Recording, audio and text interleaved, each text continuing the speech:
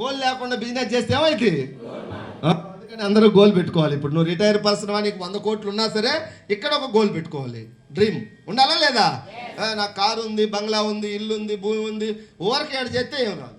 ఏదో something purpose. నువ్వు వచ్చి డబ్బు బాగా సంపాదించో గుడి కట్టి వాళ్ళు పెట్టుకో గోలు, లేదు ఏదైనా అనాథ ఆశ్రమానికి ఏమైనా చేయాలని పెట్టండి.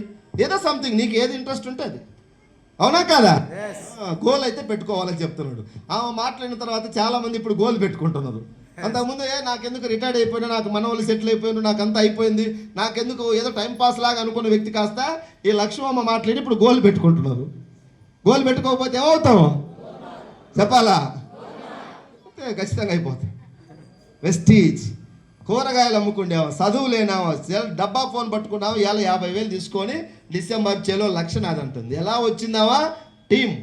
అందుకే ఉత్తములతో స్నేహం అత్తర దుకాణానికి వెళ్ళడం లాంటిది. ఏం కొనకపోయినా కొంత సువాసన పిలుచుకోవచ్చు.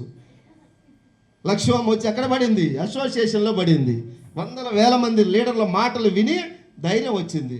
ఏం మాట్లాడినా నా వెనకాల వీళ్ళు ఉన్నారనే ధైర్యంతో మాట్లాడుతుంది. ఇప్పుడు టీం వచ్చింది. వస్తుందా రాదా?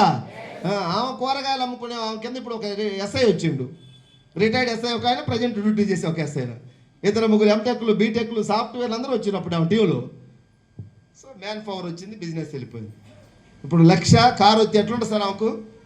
చాలామంది ఉరేసుకోవాలా, నేను అమ్మ జీవితం అని. వెస్టేజ్ని వేస్టేజ్ అని చూసారు కొంతమంది. తప్పు లేదు, తెలియక వాళ్ళ ప్రేమతో మనవాళ్ళే. వాళ్ళు కూడా ఎలా చూసినా మనవాళ్ళే. అవునా కదా? అందరినీ ప్రేమతో కన్విన్స్ చేద్దాం, మీటింగ్ పట్టుకోద్దాం. మన వాళ్ళు మీటింగ్ల కంటే రారు. దర్వేజపురం కాడైతే ఉరుకుతారు, పెట్రోల్ పోసుకున్నా పోతారు. దర్వేజపురం కాదు, మైసిగండి కాడికి బొమ్మనే పోతారు. అది ఏం కిక్ ఉంటుందో ఏమో తెలియదు. కానీ దావత్ అంటే ఎక్కడ లేని వాడు జ్వరం వచ్చినాడు కూడా లేచి అంగి వేసుకొని స్టార్ట్ చేయాలి, బండి ఎక్కుతాడు. నేను వస్తా పద, ఆగు వస్తానంటాడు. పడుకున్నాడు కూడా దావత్ అంటే. మీటింగ్ అని చెప్పు, ఎక్కడ లేని సాకులను వచ్చి ఫోన్ స్విచ్ ఆఫ్ కోవటం, పనులన్నీ ఈరోజే పడతాయి. ఇంకా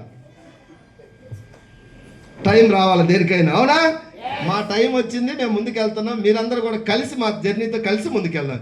ఇది మాది మీది భేదాలు లేవు, మేమేదో పొడిచినాం కాదు, అందరం కలిసి ముందుకెళ్దాం.